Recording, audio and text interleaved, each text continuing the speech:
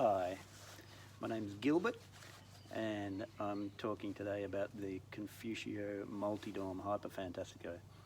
So what this is essentially a new social contract for the world, and is the foundation of my campaign to become the world president.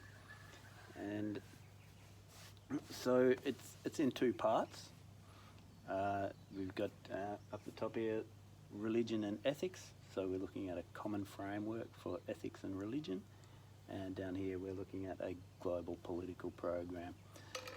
So I was talking to my dad this morning, and he was pretty keen to, if I'm making a video, that I should begin by explaining the name, the Confucio Multidorm Fantastico.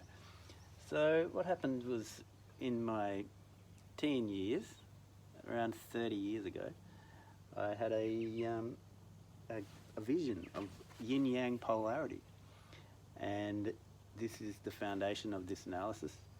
And so what I have done is I've built a kind of a unified theory of nature based on polarity, three fundamental polarities: yin-yang, heaven, earth, and separate, connected.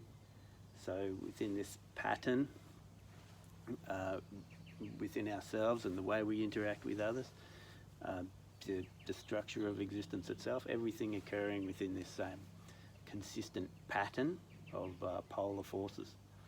So what I've done is I've used that polar analytical method to do an analysis of religion and ethics and politics, and come up with this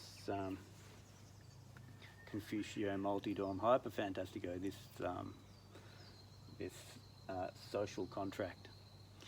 So what we're doing, social contract, we're asking people to embrace a political program, a framework for understanding ethics and religion, a common understanding, a common language for people, that we can work together to build a world that is more democratic and egalitarian and sustainable and peaceful. So yes, we're going to run through it. So the name, Confucio, of course, it's being polar system. Confucius has thought of most of this stuff before, and then we had Multidorm, which seems a little tongue-in-cheek. We're talking obviously many sleeps, and Fantastico. So Multidorm, it's the way of the name there. It's to do with people really need to judge the content for themselves. So there might be many sleeps till people realise the significance of the content. It already has actually been many sleeps, and it's also to do, it's part of the adjective Fantastico. So first sleep, then wake up. It's that amazing that even if you're very asleep, then you wake up Fantastico. So anyway, we better get on to talking about some of this content. So yes, we're talking here about religion and ethics, a common framework for religion and ethics. So obviously very serious content. And in this context, we'll have a read here. We'll look at the first half first here. We've got the one knows stillness. Existence is bound by yin-yang polarity. Heaven is up, earth is down. We are in the middle. We're seeing and seen. Left and right, we are separate and connected. Balance gives the way between paradox and discord.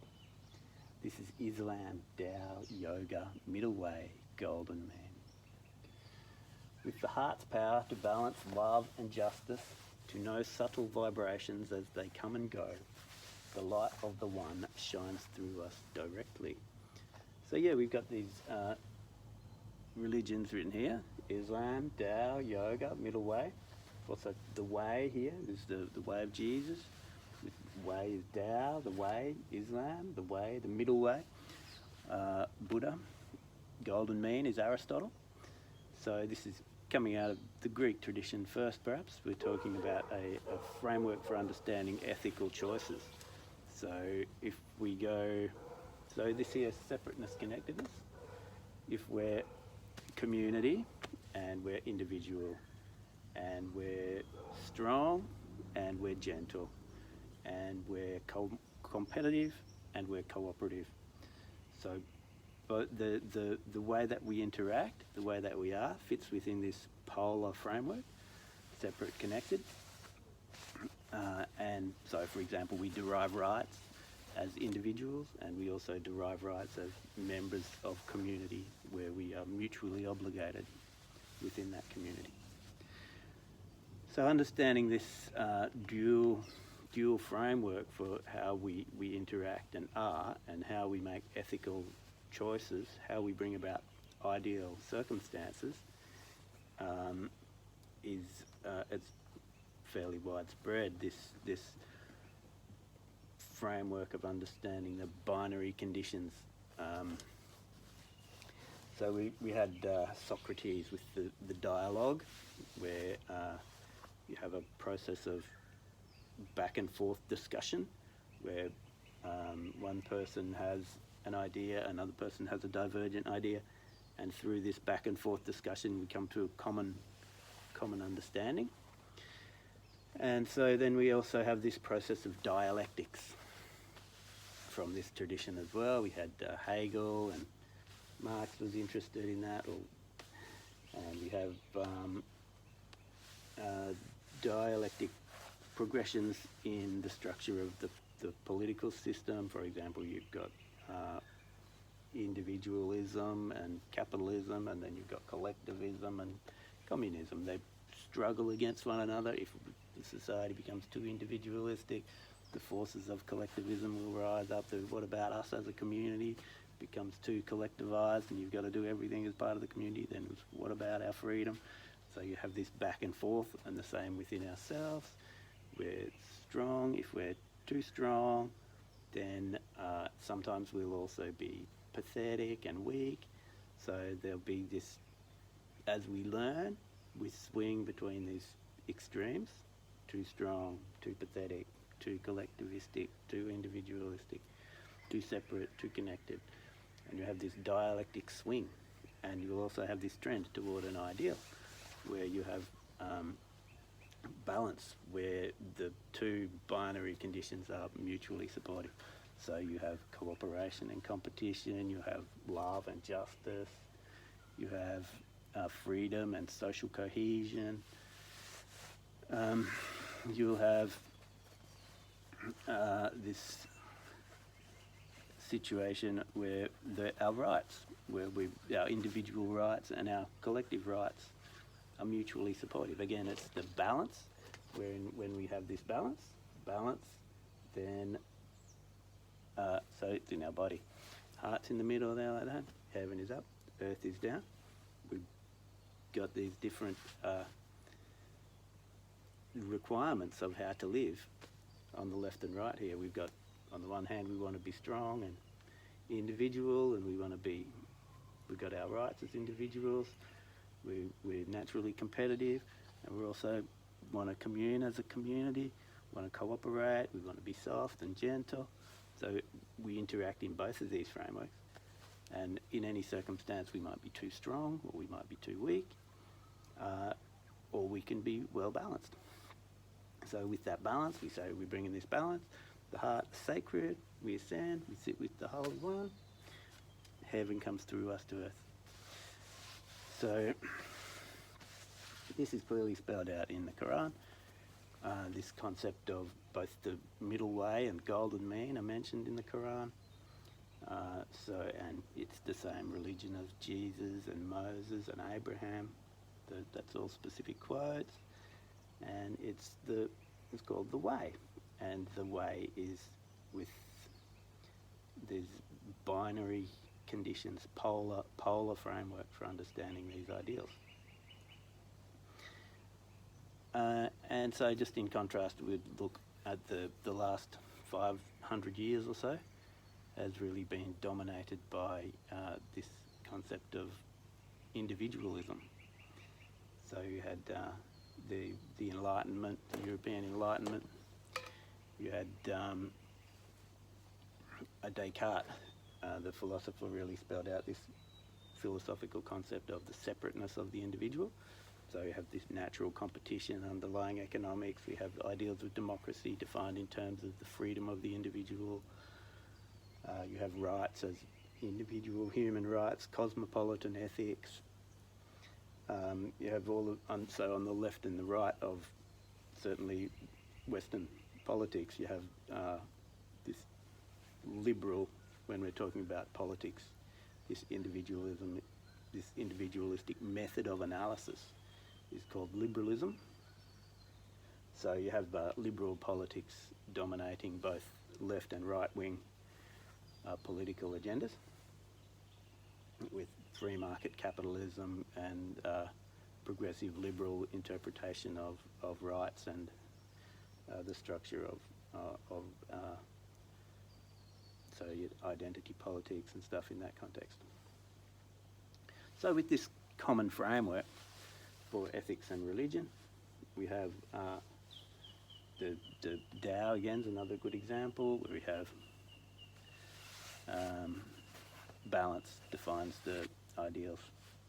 You have yoga, Vedanta, there's only one religion, comes through you, balance, judgment, it's always now. You are the arbiter. As you bring what is beautiful and holy and well balanced, you become one with the holy. You bring love and justice in due measure, strength and softness to the world. So this common framework, so in terms of religion, we have doctrinaire religion, where you have to behave in a certain way, and what we call this is idolatry. So someone says, I'm a Muslim because I follow the Quran, I love the Quran, and the Quran is right and you're wrong, because you don't know the Quran. That is idolatry. Religion, true religion, is not found in these outer forms. Some people will sit and do meditation, some people will pray 5 times a day, some people will just try to do their best in the world on a day-to-day basis. Some people will have different books. Some people have different laws. None of that is religion. All of the stuff that is true religion comes through actively trying to make balanced judgments. So here we have this common framework for religion and ethics. Read it again. The one knows stillness. Existence is bound by yin-yang polarity. Heaven is up, earth is down. Earth is down. We are in the middle, seeing and seen. Left and right, we are separate and connected. Balance gives the way between paradox and discord. This is Islam, Tao, yoga, middle way, golden mean. The heart's power to balance love and justice, to know subtle vibrations as they come and go. The light of the one shines through us directly. So it's essential to have this common framework for understanding ideals if we want to push towards having a common identity as a global human population, with a common focus, a common framework for understanding that the Christian ethic is the same thing as the Muslim ethic, which is the same thing as the Taoist ethic, the same thing as the yogi. This framework for understanding balance and active choice and middle way and golden mean, and that religion as being always now and coming through each of us. Whereas the rites, people have practiced rites, praying, bowing at the bottom of the stairs, take off your cap when you go into the temple, whatever it is. These rites, they're not religion, they're rites. So each to their own, practice these things, don't practice them, keep your traditions or adapt them, you choose. That's the religion. So with this we have the capacity for us as a world to come together, to build something great, to reach across these barriers of cultural traditions, religious traditions, and to gain this common understanding, so we come together, the creation of a great work, the building of a common world. So yes, using this framework of balance and a polar framework, what we've got here is a global political program, the outline of a global political program. So we'll read that here as well. So yeah, for me, a bit more on the story. For me, when I was 16 or whatever, I've done this, had this vision of yin-yang polarity. I've been working for decades on this concept of understanding this common yin-yang polarity as a like a unified theory of nature. And then, so I've been very interested in political outcomes as well, and understanding ideals in terms of politics. So looking at trying to describe politics, an ideal society, an ideal global society based on the idea of balance within this polar framework. So I've been to uni, I went and got a couple of degrees. Previously I was a carpenter, and yeah, got sick of that and really wanted to do this work. So I've been to uni and got a dual degree with political science and economics. And at the end of that time, I launched this program. This is announced my campaign I announced myself as a prophet. Launched this campaign for the world presidency, and this is the framework of it, Confucio Multidorm Hyper Fantastico. So this common framework for this global political program here, we've got the global society, world government, peaceful, the rule of law, decentralised to the neighbourhood scale, tiered up, directly democratic political institutions, local political autonomy supported from above, balancing cooperation and competition, valuing local economic opportunities, supports diverse and interdependent communities, stable and prosperous, with local patterns to daily life, people and the planet supported locally and centrally. So we're going to run through this as well.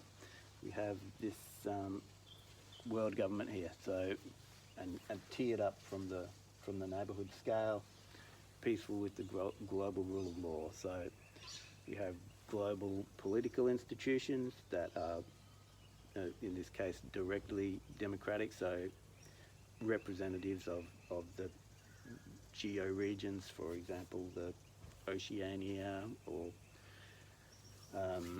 North America or South America or China. These regions, geo-regions, have a representative on this world government body, and these representatives are directly controlled. So instead of this representative democracy that's been constructed within this liberal individualistic framework, we're going to redefine an ideal democracy, and part of that we're going to have more directly democratic institutions.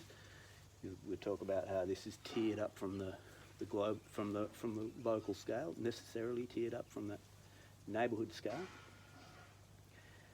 And yes, so we have the rule of law. So these global political institutions include global courts and world police, and a set of legal institutions capable of administering law.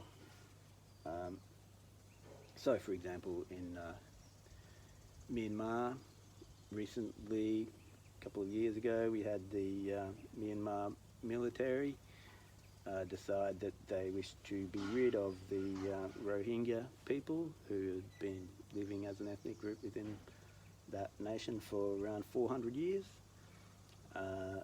So the military, disgusting war crimes, people are kicked out of that region, now living in a refugee camp in neighbouring Bangladesh, and really nothing is done about that.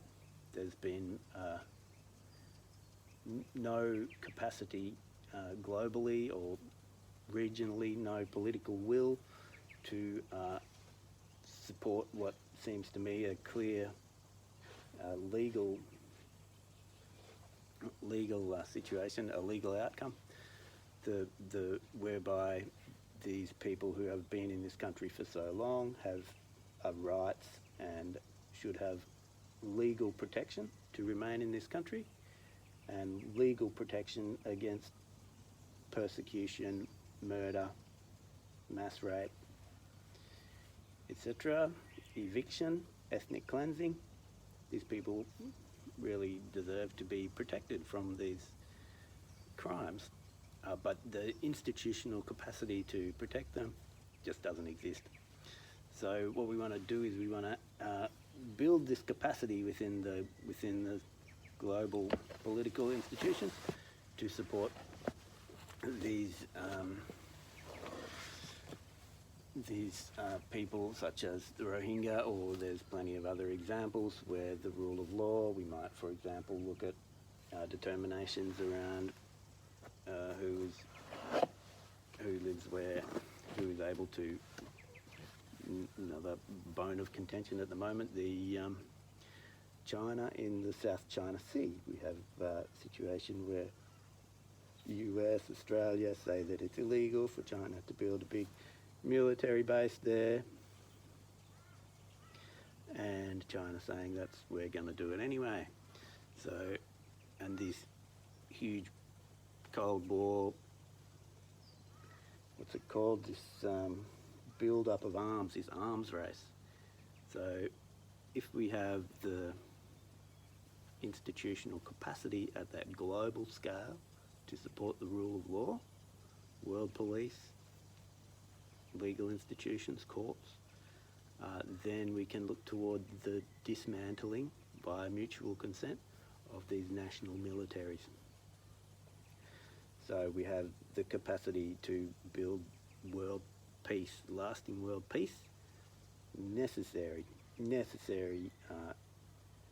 framework for understanding how we can build world peace is to look at building these global institutions, global legal institutions capable of enforcing law on the global scale.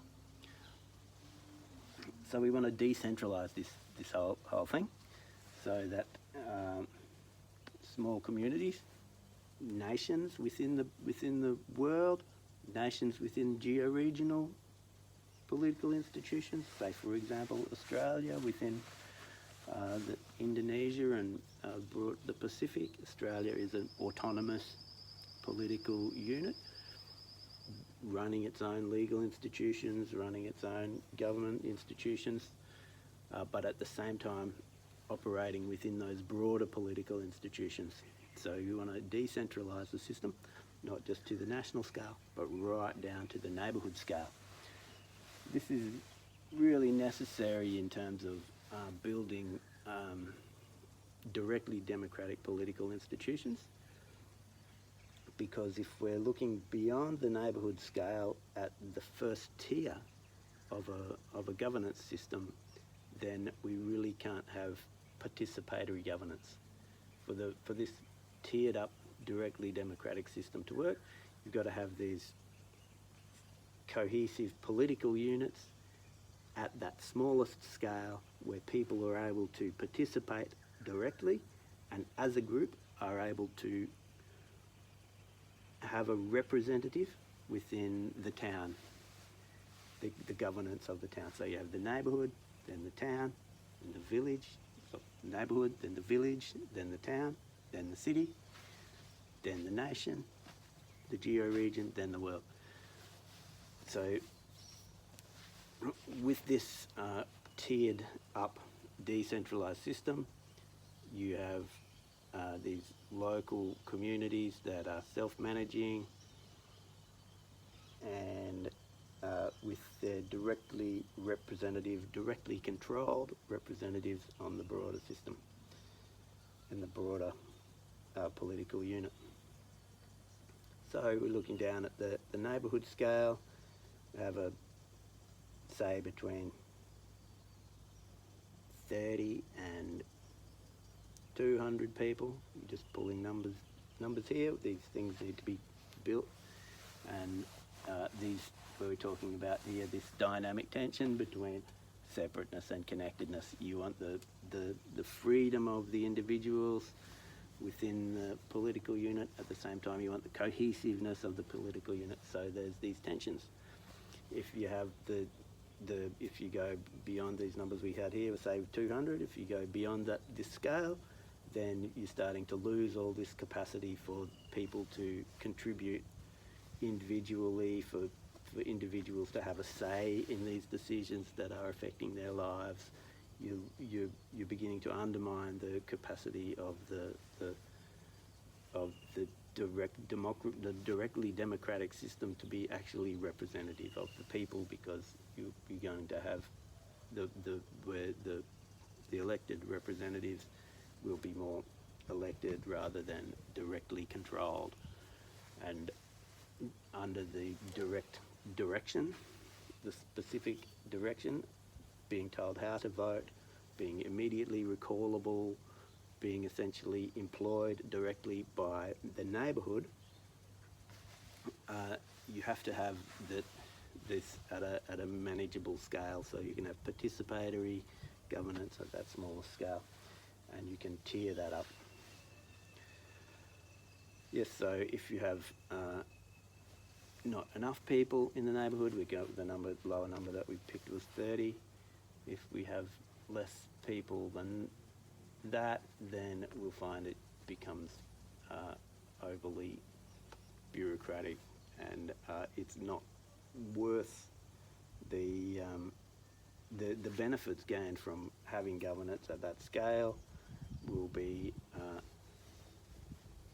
overweighed by the costs of it having to run the administration. So there's this tension between having not enough people, having too many people, but that basic structure of having that tiered system with local control, local political autonomy,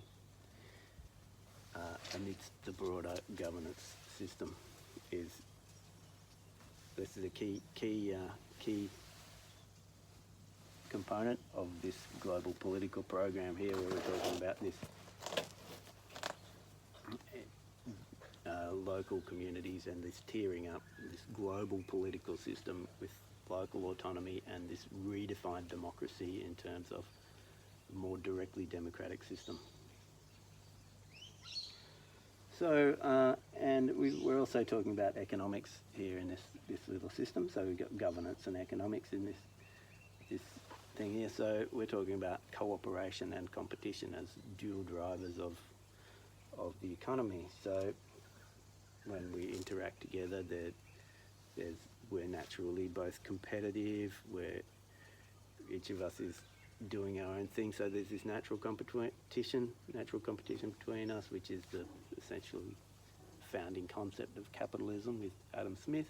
But at the same time, we're also naturally cooperative, where we commune together. We're trying to commune together for this common benefit, resulting in this ongoing cooperation. So both is real, both is positive, but again, we go too far in either direction, we'll end up with negatives. If we have to do everything for our community, then we're going to be losing the benefits associated with being free individuals pursuing our own goals. Whereas if we're pursuing our own goals all the time, we're going to lose all of this capacity within the local community, which also has these positive benefits for us. So again, we want to try and build this active balance which supports us to realise these benefits of being both cooperative and competitive. So we're talking here about cooperation and competition. A natural follow-on from that basic concept is that interdependent, economically diverse local communities are valuable, because it supports people to have locally focused private businesses and also to engage together cooperatively for the common benefit. So common assets, common income, this pattern of people interacting together at that small scale, at that community scale, supports us to realise all of these benefits, both as individuals. It opens up business opportunities for us, micro businesses, if we want to sell bread locally or we want to run a little pizza shop. There's this pattern of people interacting together at that local scale. That is social capital. It supports those private businesses, and it also obviously supports in terms of the governance capacity and in terms of, again, just the patterns of the way that people live. It supports us to realise the to undertake cooperative businesses and activities where we're producing stuff for domestic consumption and also exporting stuff outside of the village and the neighbourhood. So this concept of having interdependent, diverse local economies is really anathema. It's really opposite to the direction that's been taken by liberal free market capitalist economics, which has pursued this concept of free trade, whereby we see high levels of specialisation, which tends to support big business to flourish, big business that is export oriented. So our community, as a community, might produce one thing, specialise in it, tend to be owned by private individuals, export, we then import stuff with the cash that we've made. So this concept of free trade goes out the window when you start actually valuing, putting a value onto having interdependent, diverse local economies. And these diverse local economies are obviously better able to support a more sustainable lifestyle, whereby instead of having everybody having a car and driving to work, often on the other side of town, people can have local jobs and stay home a lot more and have buses, shared community buses, for example, and they can, yes, these patterns of local economic capacity within society supports this more ecologically sustainable lifestyle. And you have the capacity, for example, to have commonly owned energy production facilities and waste treatment facilities. Whatever it is, it becomes this pattern of building capacity within our neighbourhoods, villages, towns. So through that, we end up with this pattern of having relatively self-reliant local civilisations, let's say at about the city-state scale, or the bioregion. You end up with people connected to place, goes through generation upon generation, tending to stay in with families and people and cultures connected to this place through generations amidst the great peace. So we'll have, as we go travelling around as people, we'll say we're a young backpacker and we want to go travelling, we'll end up visiting these diverse cultures with local language and music and local dances that become built up within these local cultures. So this fabric, this global civilization, is a fabric of local identity, but tied together with these political institutions. So at that world scale, we then have the capacity to advance the science, medicine, space travel, and we have these patterns of local local life.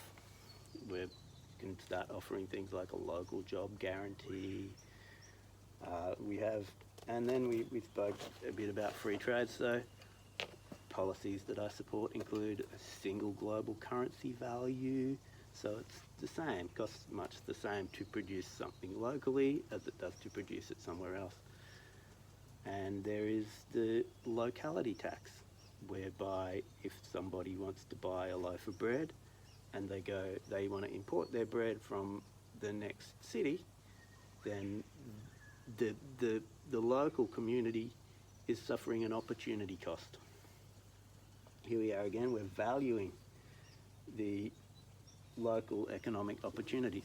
So if we recognise that the community has an economic opportunity to produce bread and someone wants to import bread into the local community, the community is suffering a cost.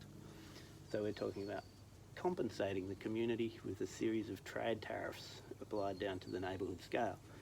If the neighbourhood has a capacity to produce, say they've got running a little mini fish farm and they're producing prawns and I don't know anything about fish farms, but say they're producing fish and they're running a little export business, producing fish and selling it out it's been set up by an individual within the neighbourhood there, a little fish farm, selling trout and prawns to throughout the city.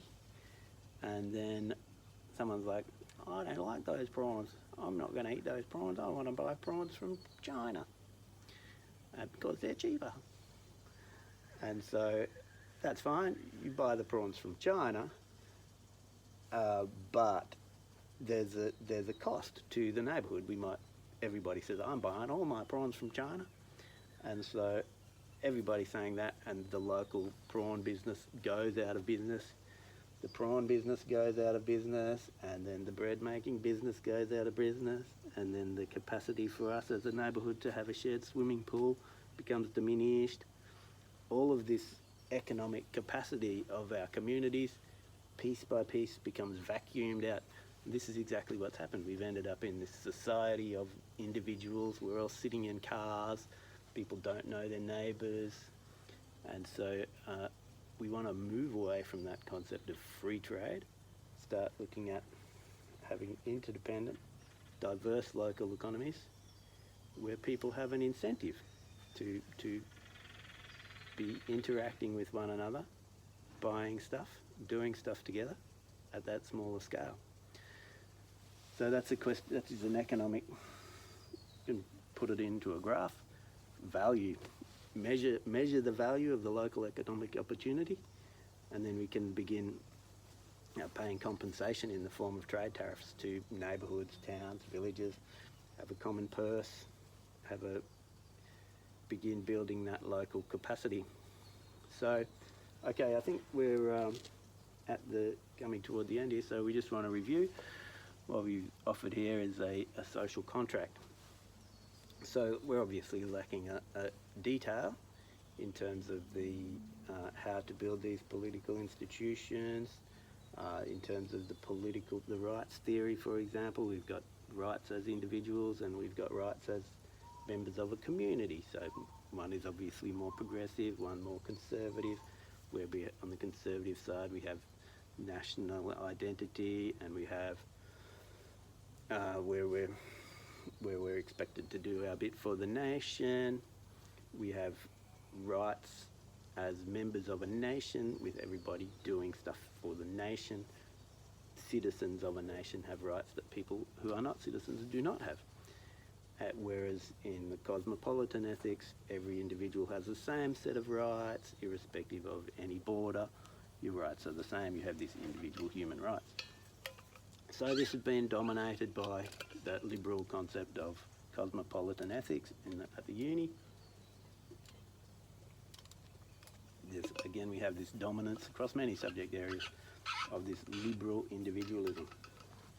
So we want to have a reconstruction of how to think across these many subject areas, whereas instead we're relying on this tried and failed, really, concept of liberal individualism, we have a polar understanding of economics, rights, ideals in terms of governance, psychology, evolution, theory, whatever it is, this framework for understanding the world and nature and science in terms of the polar framework.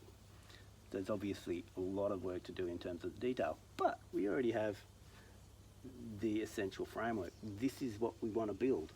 This is what I'm offering you here, the Confucio Multidorm Hyper Fantastico, a new social contract being offered for the world. So I'm asking for your support.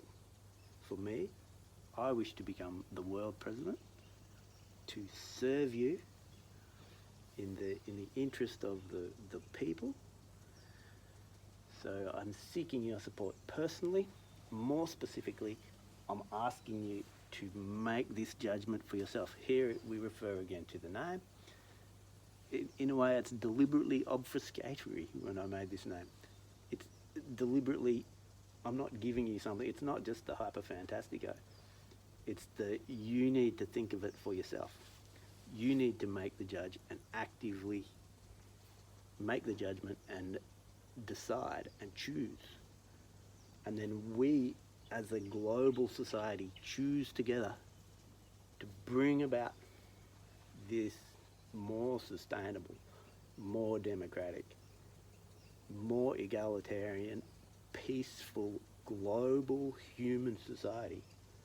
We can do it. It's a question of coming together with this common language, common understanding of how to understand what the right way is. Then that's what we can do. We build this common understanding and we set about building this world in a way that is potentially vastly superior, vastly more efficient, and fairer